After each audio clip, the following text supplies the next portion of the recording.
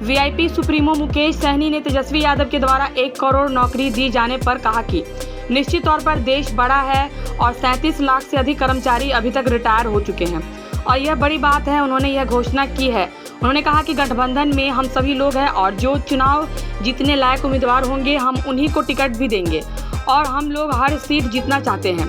विजय चौधरी के बयान पर जिसमें उन्होंने कहा कि तेजस्वी यादव ने 20 करोड़ की घोषणा क्यों नहीं किया है, इस पर उन्होंने कहा कि उनको पता है कि 1 करोड़ ही दे सकते हैं, इसीलिए उन्होंने 1 करोड़ की घोषणा की है। उन्होंने कहा कि सरकार कुछ नहीं कर रही है और रोजगार के नाम पर सिर्फ जुमला कहा जा रहा है और तेजस्वी यादव जब सरकार में आए तो उन्होंने निश्चित तौर पर बड़ा काम किया है।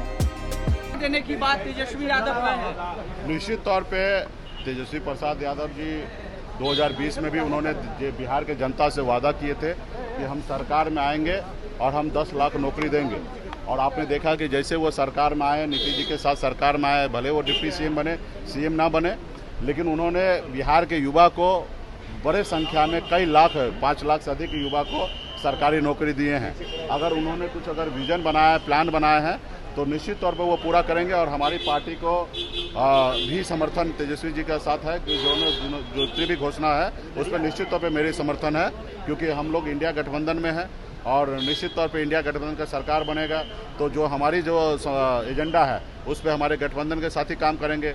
आरजेडी का अगर कोई एजेंडा है तो उस पर हमारे गठबंधन के साथ ही काम करेंगे।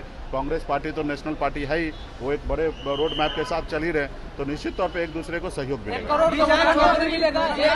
हाँ निश्चित, तो पूरा देश बहुत बड़ा है ना, देश बहुत बड़ा है, देश के लिए इतना नौकरी छोटा है। क्योंकि आपको मैं बता दूं कि पिछले 10 सालों में 35 लाख से अधिक हमारे जो कर्मचारी थे वो रिटायर हुए और बड़े संख्या में जगह खाली है।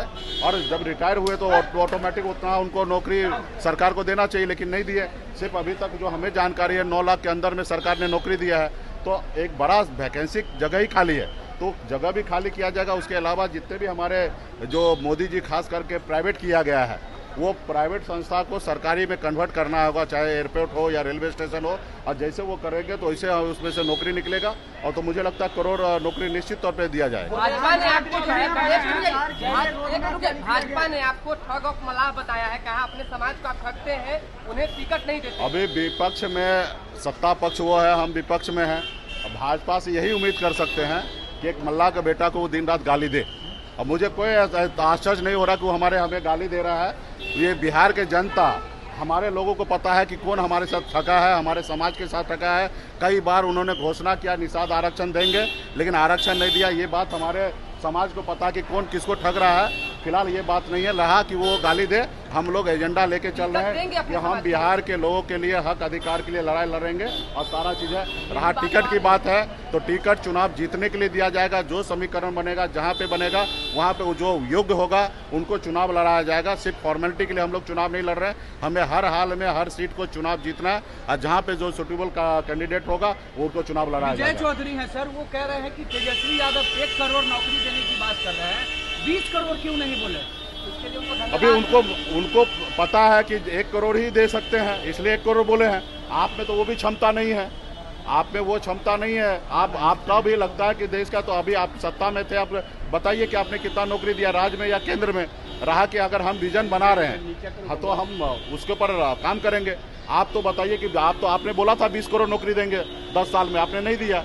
अभी हम 1 करोड़ दे सकते हैं, हमने इसलिए 1 करोड़ बोल रहे हैं। चौधरी कर रहे हैं रोड मैप के तैयार किया गया है। लेकिन विपक्ष से यही उम्मीद कर सकते हैं, वो विपक्ष से यही उम्मीद किया जा सकता है, सत्ता पक्ष से वो विपक्ष को साथ दे और आईना की तरह देखे और जो काम उन्होंने नहीं किया वो काम करे।